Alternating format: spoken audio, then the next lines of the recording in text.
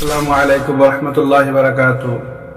ভিডিওটা স্কিপ না করে ভিডিওটি পুরো শোনার জন্য অনুরোধ করছি, কারণ ভিডিওর মধ্যে এমন একটা আহম জিনিস, এমন একটা মূল্যবান জিনিস যা আপনাদেরকে কাছে শেয়ার করতে চলেছি, যে আপনারা এর ইতিপূর্বে এই জিনিসগুলো জানেন না।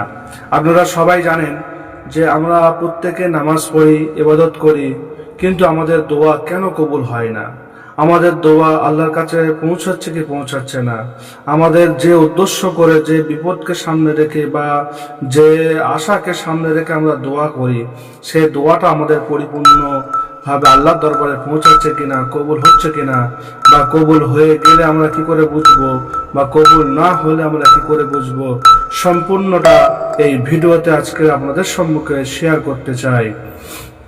প্রত্যেকটি কথা, প্রত্যেকটি লাইন বা প্রত্যেকটি যে অর্থায়, সেটা আমি হাদিস থেকে বলার চেষ্টা করব ইনশাআল্লাহ তাআলা।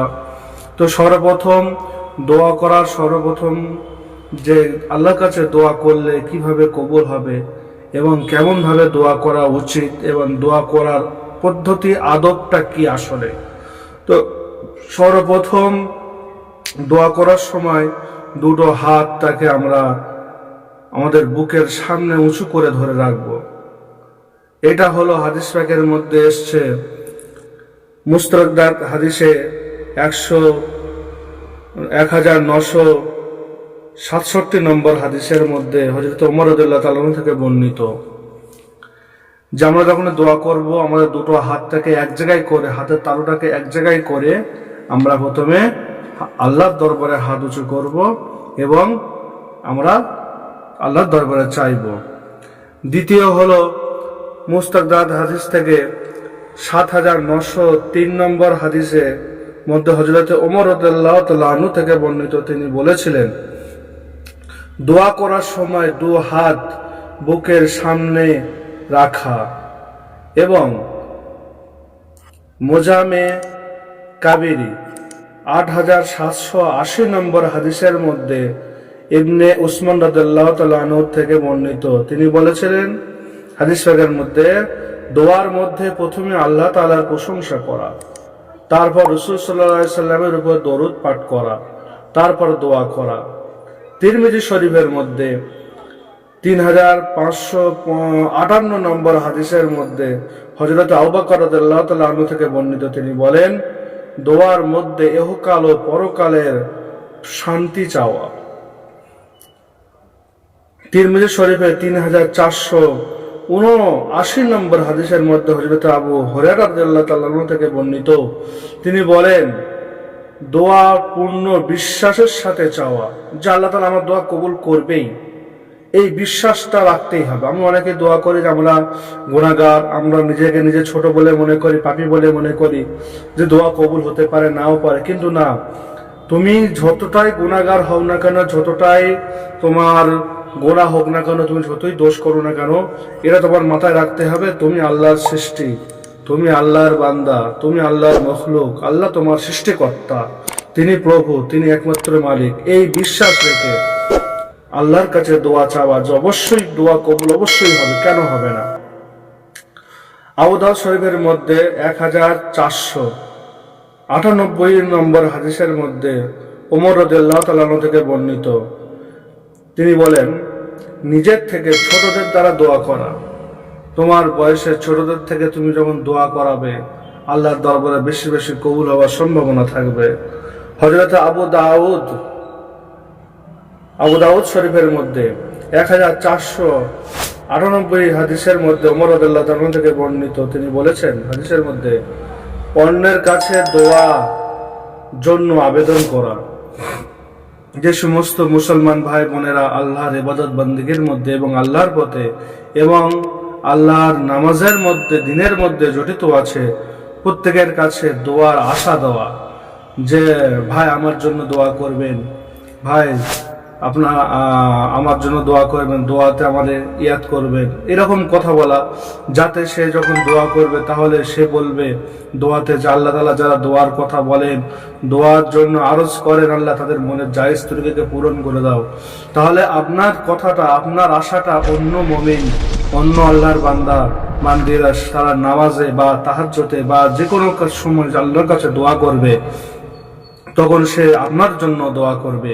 সেই জন্য প্রত্যেক মুমিনদের কাছে, প্রত্যেক মুসলমানের কাছে, যারা দিনের মধ্যে নামাজের মধ্যে প্রত্যেক নামাজের কাছে এই দরখাস্ত রাখা যে আমার জন্য আপনি দোয়া করবেন।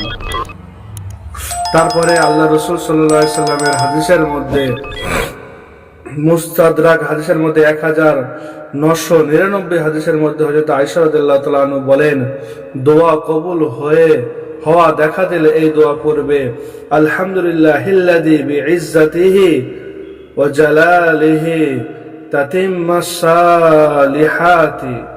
এই যেমন দোয়া কবুল হওয়া, তুমি দেখা যাচ্ছে যে উদ্দেশ্য করে দোয়া করতে বলেছিলেন সেই উদ্দেশ্যটা পূরণ হচ্ছে বা সেই রকম লক্ষণ দেখা দিচ্ছে, তখন আল্লাহ তাআলার দরবারে শুকরিয়ার মতো এই দোয়াটাকে পাঠ করতে হবে।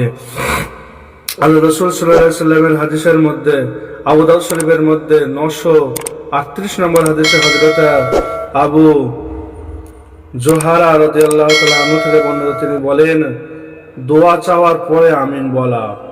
10 নম্বর মুস্তাদরাক হাদিসের মধ্যে 1967 নম্বর হাদিসের মধ্যে ওমর রাদিয়াল্লাহু তাআলা থেকে বলেন, তিনি বলেন, দোয়া চাওয়ার পরে মুখমণ্ডলে হাত এইভাবে মুলে দেওয়া, হাত দোয়া এটাকে এইভাবে মুলে দেওয়া দোয়া করা শেষ হওয়ার পরে।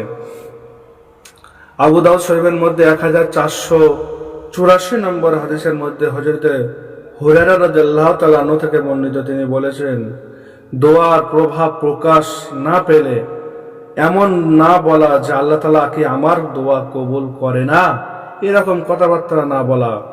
দোয়া কবুল হোক বা না হোক আল্লাহর উপরে ছেড়ে দেওয়া, বিশ্বাস রাখা। অবশ্যই এখন না হলে হয়তো আমার এই দোয়াটা এখন কবুলি, এই দোয়াটার কাজ হয়তো আল্লাহ তাআলা এখন আমাকে বেহেতার চাচ্ছে না। আল্লাহ তাআলা যে দোয়াটা যেখানে কবুল হবে এবং যে দোয়াটা কোন জায়গায় দিলে এই দোয়ার ফলাফল ভালো হবে আল্লাহ বেহেতার ছাড়া কেউ জানে না। সেই জন্য প্রত্যেক দোয়াটা আল্লাহ তাআলা তার ইচ্ছা মতন যেখানে ভালো হবে বান্দার জন্য, আল্লাহ তাআলা সেই দোয়ার ফলাফল সেখানেই দান করবেন। বুখারী শরীফের মধ্যে হাদিস 5671 নম্বর হাদিসের মধ্যে হযরত আনাস রাদিয়াল্লাহু তাআলা থেকে বর্ণিত, তিনি বলেন, ইহকালের জীবন থেকে উৎপীড়ন হয়ে, মানে ইহকাল মানে জীবন থেকে কষ্টদায়ক জীবন বা যন্ত্রণা অভাবনার জীবন থেকে সহ্য করতে না পেরে তুমি এমন দোয়া চেও না যে আল্লাহ তাআলার কাছে বলবে যে আল্লাহ তাআলা আমার মৃত্যু হইলে আমার মৃত্যু করে দাও, আমার এই জীবন এই পৃথিবীটাকে ভালো লাগে না, এই জ্বালা যন্ত্রণাটাকে ভালো লাগে না, আল্লাহ তুমি আমাকে মৃত্যু দান করো। এরকম দোয়া তোমরা জীবনে করবে না। আশা করি মুসলমান ভাই বোনেরা ভিডিওটি ভালো লাগলে অবশ্যই লাইক শেয়ার করে দেবেন এবং চ্যানেলে নতুন হয়ে থাকলে চ্যানেলটা অবশ্যই সাবস্ক্রাইব করবেন এবং আরো এরকম সুন্দর সুন্দর শরীয়ত হুকুম মোতাবেক মাসলা মাসাইল এবং কিছু জানার ভিডিও পেতে আমাদের চ্যানেলটিকে অবশ্যই সাবস্ক্রাইব করে রাখবেন। আসসালামু আলাইকুম ওয়া রাহমাতুল্লাহি ওয়া বারাকাতুহু।